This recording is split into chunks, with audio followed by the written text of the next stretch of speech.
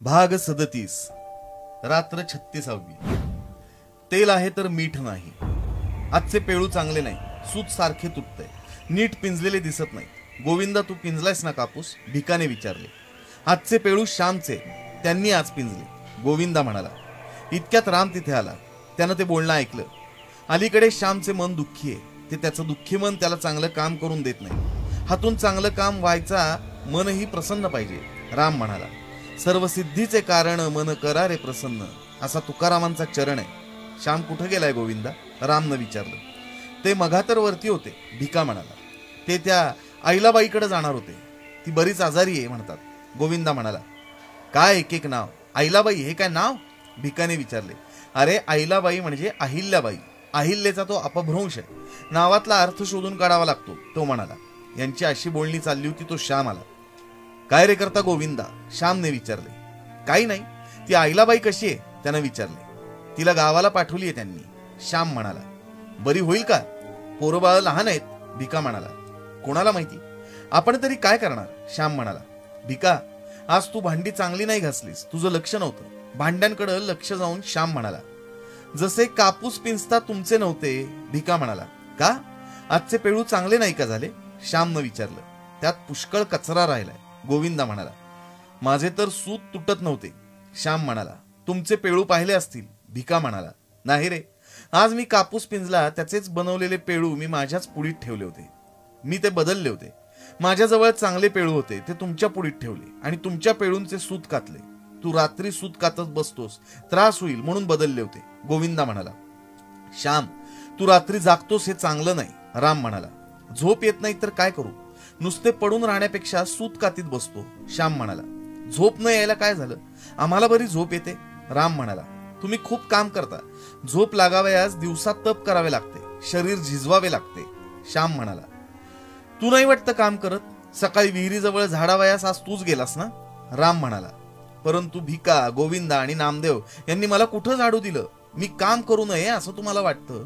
पुण्यवंत तुम्ही व्हावं, मी का होऊ नये? श्यामनं विचारलं। तुला बरं वाटत नव्हतं म्हणून काम करू दिलं नाही त्यांनी, राम म्हणाला। लोक यायला लागले, घंटा दिली पाहिजे, गोविंदा म्हणाला। घंटा झाली, प्रार्थना झाली। प्रार्थनेनंतर श्यामनं आईची आठवण सांगायला सुरुवात केली। आमच्या घरी आता सर्वच अडचण पडे, घरात साऱ्यांचीच वाण भासे। तेल आहे तर मीठ नाही, मीठ आहे तर मिरची नाही, असं चाललं होतं। कधी चुलीला लावायला ढलपी नसे, थारळ्यात घालावयास गोवरी नसे। आई परसात हिंडून काटक्या गोळा करी, कधी कधी आंब्याची वाळलेली पानं आणून त्यावरच तिनं स्वयंपाक करावा। कधी कधी भाजीला तेलाची फोडणी सुद्धा नसायची, तिच्या अश्रूंची फोडणी असायची आणि त्यामुळंच जणू चव येत असे जेवायला। काय करील बिचारी, अब्रूने दिवस काढत होती। आईचे आईबाप आता पालगडला नव्हते, ते पुण्या मुंबईला मुलांकडे गेले होते। माहेरी गावास कोणीच नव्हतं, माहेरच्या घराला कुलूप होतं। आई घराच्या बाहेर पडत नसे, एक तर शक्ती नव्हती आणि दुसरं कारण म्हणजे लाज वाटत असे। घरातच बसून ती वेळ दावडायची। त्यावेळेस आमच्या गावात कुणी एक पेन्शनर गृहस्थ येऊन राहिले। ते मूळचे आमच्या गावचे नव्हते, परंतु आमच्या गावचे हवा पाणी चांगले, ब्राह्मण वस्ती मोठी, शिवाय आमच्या गावातील गणपतीवर त्यांची श्रद्धा आणि भक्ती म्हणून येऊन राहिले होते। आमच्या घराशेजारीच जागा घेऊन त्यांनी टुमदार बंगला बांधला होता। आईची या नव्या घराशी ओळख झाली। पेन्शनरीण बाई मोठ्या भल्या होत्या, त्यांचा स्वभाव मायाळू होता। आई त्यांच्याकडे जाऊन बसे, त्याही एखाद्या वेळेस आईकडे येत। एक दिवस आई त्यांना म्हणाली, राधाताई, तुमच्याकडे काही काम असेल तर मी करून देत जाईन, दळण वगैरे मी दळून देत जाईन, मला थोडी मदत होईल हो। राधाताई शहरात राहिलेल्या, त्यांना रोख पैसे देऊन दळण दळून आणण्याची सवय होती। आईकडे दळण द्यावयाचे त्यांनी कबूल केले।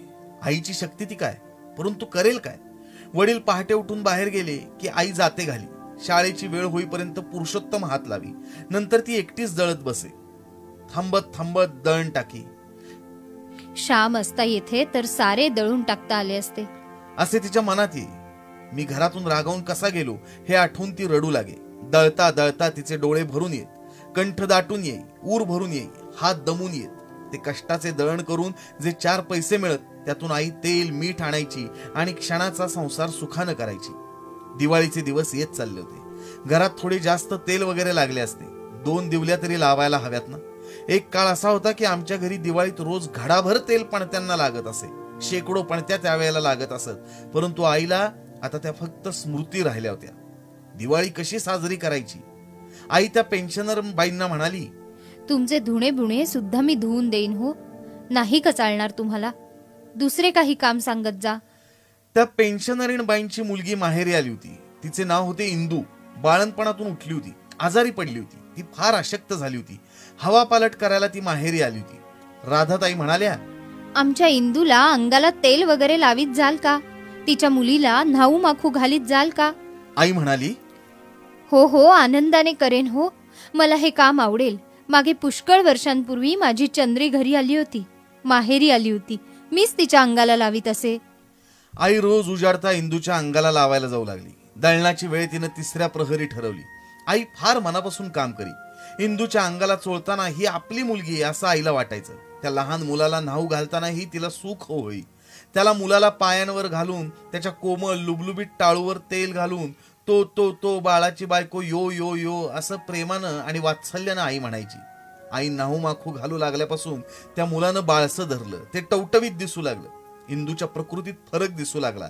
तिच्या फिकट तोंडावर थोडा थोडा तजेला येऊ लागला. राधाताईंच्या आईवर श्रद्धा बसली. महिना होताच त्यांनी 2 रुपये आईच्या हातावर ठेवले. 2 कशाला, 1 पुरे हो. आई म्हणाली, घ्या हो यशोदाबाई, दिवाळी आहे. तुम्ही मनापासून काम करता, त्याची किंमत का करावयाची आहे? मनापासून केलेल्या कामाचा दाम ठरवायचाच नसतो. आई घरी आली आणि देवाचे आभार मानती झाली. देवा, माझी लाज हो सारी तुला, असे ती म्हणाली. 2 रुपयातून तिनं थोडं तेल, थोडं तूप आणवलं, 1 नारळ आणवला, थोड्या करंजा, 4 अनारसे तिने केले. दिवाळीच्या 4 दिवसात बाहेर 2 दिवल्या लावल्या. भाऊबीजेच्या दिवशी पुरुषोत्तम इंदूकडेच गेला होता. इंदूनं त्याला ओवाळले. 4 आणे पुरुषोत्तमाने ओवाळणी घातली. फटाक्यांऐवजी आईनं पुरुषोत्तमला एक पिटूक नळी करून दिली आणि त्रिसुळे पाडून दिली. त्रिसूळ पिटूक नळीत घालून पुरुषोत्तम बार काढी. त्रिसूळ संपली तर पारिग्याचा पाला घालून वाजवी. निराळ्या फटाक्यांसाठी त्यानं हट्ट धरला नाही. परंतु या अपरंपार श्रमानं आधीच खंगलेली, रंजली गांजलेली माझी आई किती दिवस जगणार? तिला ताप येई, थोडा दमही लागेल. तरी गाडे ढकलता येत होते तोपर्यंत ती ढकलतच होती. तुळशीचं लग्न आलं. पुरुषोत्तमानं घेरीवड्यातून आवळे, चिंचा आणल्या होत्या, झेंडू आणले. तुळशीचे लग्न झाले. तुळशीला हळदी कुंकू वाहताना आई म्हणाली, तुळसादेवी, माझी अब्रू आहे तोच माझे डोळे मिटवून अब्रूसह आणि सौभाग्यासह मला घेऊन जा हो.